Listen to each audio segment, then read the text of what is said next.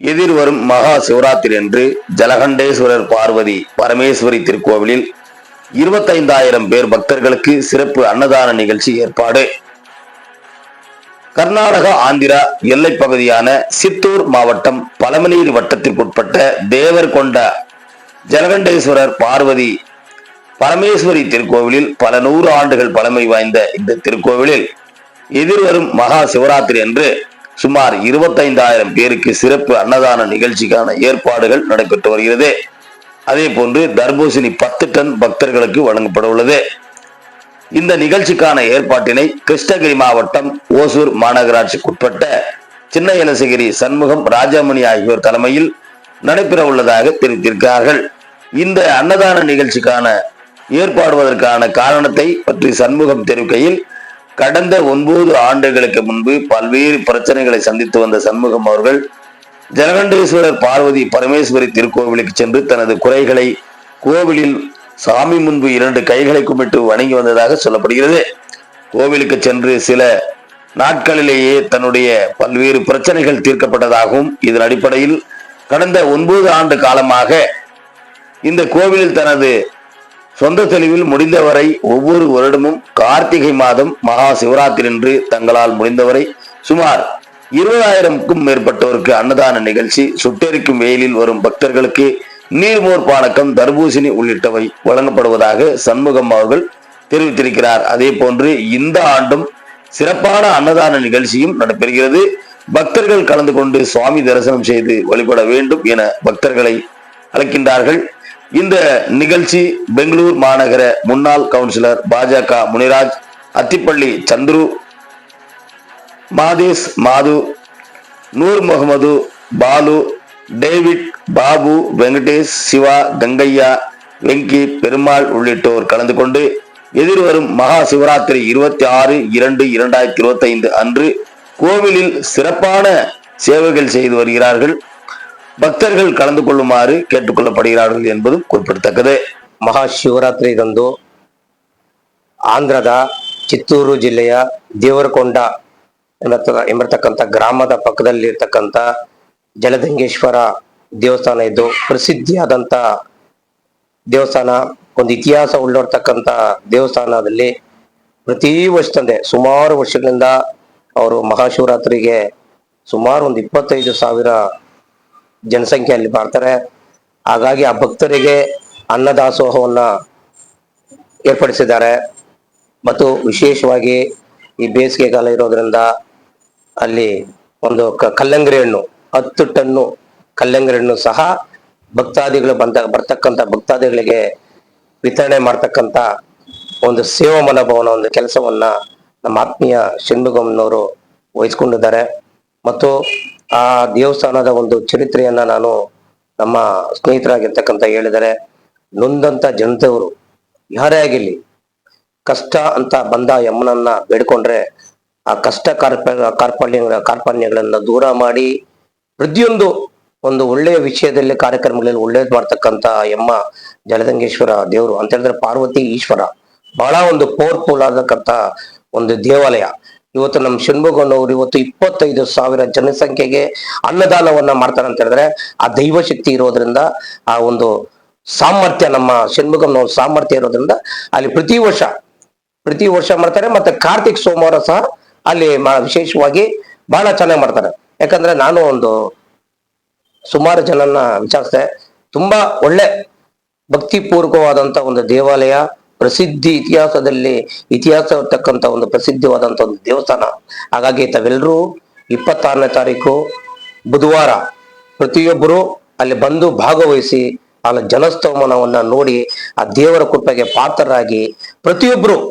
ಪಾತ್ರರಾಗಿ ಆ ಒಂದು ದೇವರ ನಿಮ್ಮ ಕಷ್ಟ ಕಾರ್ಪಗಳನ್ನ ನೋಡಿ ಅವರು ಪಾರ್ವತೀಶ್ವರನ್ನು ತಿಳಿಸಿ ಅಂತ ಹೇಳ್ತಾ ಮಹಾಶಿವರಾತ್ರಿ ಹಬ್ಬದ ಶುಭಾಶಯಗಳನ್ನ ಕೋರ್ತಾ ಪ್ರತಿಯೊಬ್ಬ ನಾಗರಿಕ ಬಂಧುಗಳು, ಯಾಕಂದ್ರೆ ಇವತ್ತು ಪ್ರತಿಯೊಬ್ಬ ಒಂದು ಯುವಕರು ಇವತ್ತು ಬೆಳೆಯತಕ್ಕ ಕೆಲಸ ಅಂದ್ರೆ ಇವತ್ತು ವಿದ್ಯಾಭ್ಯಾಸ ಮಾಡ್ತಾರೆ, ಅದ್ರ ಜೊತೆಗೆ ಒಂದು ಕೆಟ್ಟ ಅಭ್ಯಾಸಗಳನ್ನ ಚಟುವಟಿಕೆಗಳನ್ನ ಮೈಗೂಡಿಸ್ಕೊಂತಾರೆ. ದಯವಿಟ್ಟು ಅದನ್ನ ಬೇಡ. ದೈವ ಭಕ್ತರಾಗಿ ದೇವಸ್ಥಾನಗಳಲ್ಲಿ ದೈವ ಭಕ್ತ ಒಂದು ಶ್ರದ್ಧೆ, ಒಂದು ಭಕ್ತಿ ಪೂರ್ವಕವಾಗಿ ತಮ್ಮನ್ನ ದೇವ್ರನ್ನ ಬೇಡ್ಕೊಂಡ್ರೆ 100% ನಮಗೆ ಮನಸ್ಸಿಗೆ ಶಾಂತಿ ಸಿಗುತ್ತೆ. ಆ ಶಾಂತಿ ಸಿಕ್ಕಾಗ ನಾವು ಪ್ರತಿಯೊಂದು ಕೆಲಸ ಕಾರ್ಯಗಳಲ್ಲಿ ಸುಗಮಯವಾಗಿ ನಾವು ಕಾರ್ಯನಿರ್ವಹಿಸಿಕೊಂಡು ಜೀವನವನ್ನ ನಡೆಸ್ತಕ್ಕಂಥ ಕೆಲಸ ಮಾಡ್ತೀವಿ ಅಂತ ಹೇಳ್ತಾ ಮತ್ತೊಮ್ಮೆ ಮಗದೊಮ್ಮೆ ನಾಗರಿಕ ಬಂಧುಗಳಿಗೆ ಮಹಾಶಿವರಾತ್ರಿ ಹಬ್ಬದ ಶುಭಾಶಯಗಳನ್ನ ತಿಳಿಸೋಣ.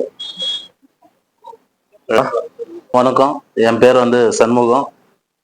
இப்போ இங்கே என்ன எதுக்காக வந்திருக்கிறோன்னா, சித்தூர் டிஸ்ட்ரிக்ட் பழமநேரி பக்கம் முகிலி தேவரகொண்டாவில் இருக்கும் ஜல்கண்டை ஸ்கூல்த்தை பற்றி பேசுறதுக்காக வந்திருக்கோம். நம்ம அண்ணா இதை பற்றி தெரிஞ்சுட்டு நமக்கு ஃபோன் பண்ணாப்படி, இந்த மாதிரி நிறைய பேர் இந்த இடத்துக்கு போய் சக்ஸஸ் ஆகிருக்காங்க, நீ ப்ரெஸ் மீட் வைக்கலாம் வா, இங்கேயும் நிறைய பேருக்கு தெரியணும் அது கர்நாடகாலையும் அப்படின்னு சொல்லி நம்ம முன்ராஜ் அண்ணா சொன்னாப்படி, அதெல்லாம் வந்தேன்.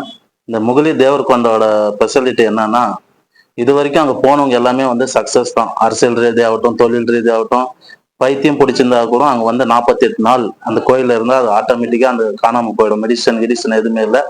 அதே மாதிரி அந்த ஜலகண்டேஸ்வரத்தோட அதிசயம் என்னன்னா, அது அந்த கோயிலுக்கு அந்த சாமிக்குள்ள இருக்கும் அந்த தீர்த்தம் 360 நாளும், அதாவது வருஷம் 360 நாளும் அந்த தீர்த்தம் இருக்கும். அதில் தான் அபிஷேகமே பண்ணுறாங்க. அந்த தீர்த்தத்தை குடிச்சா எந்த நோயாக இருந்தாலும் அதே ஆட்டோமேட்டிக்காக காணாமல் போயிடும்.